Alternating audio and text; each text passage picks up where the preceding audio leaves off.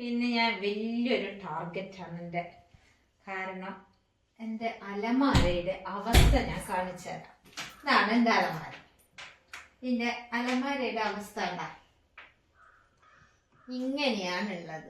ആകെ മൊത്തം അലങ്കോലമായിട്ട്.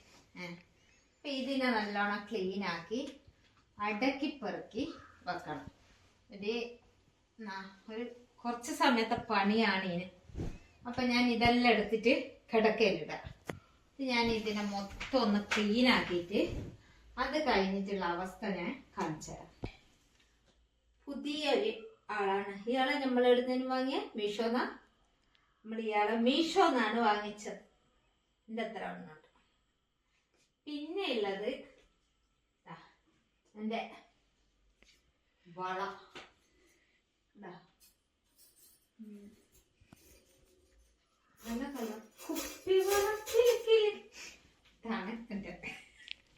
അപ്പൊ നമുക്ക് ഇതെല്ലാം ഒന്ന് അടക്കി പറക്കി വൃത്തിയാക്കി എല്ലാം നീറ്റ് ആക്കിയിട്ട് ഞാൻ എൻ്റെ അലമാര കാണിച്ചുതരാം. എത്ര വരെ നീറ്റ് ആവുന്നൊന്നും അറിയില്ല, എന്നാലും ആവുന്നത്ര നീറ്റ് ആക്കിയിട്ട് ഞാൻ കാണിച്ചുതരാം.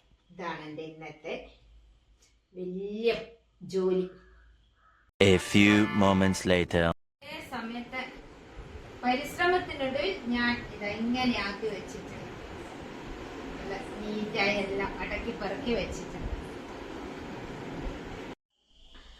അപ്പൊ അങ്ങനെ കുറേ സമയത്തെ പ്രയത്നത്തിന്റെ ഫലമായി ഞാൻ അലമാരി എല്ലാം വൃത്തിയാക്കി വെച്ച്. ഇനി അടുത്ത പരിപാടി എന്താണെന്ന് വെച്ചാൽ രാത്രിയത്തെ ഫുഡ്.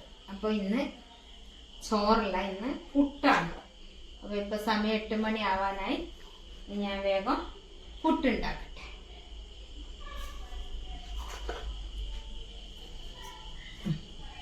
അങ്ങനെ എൻ്റെ പുട്ടും മീൻകറിയും റെഡിയായി.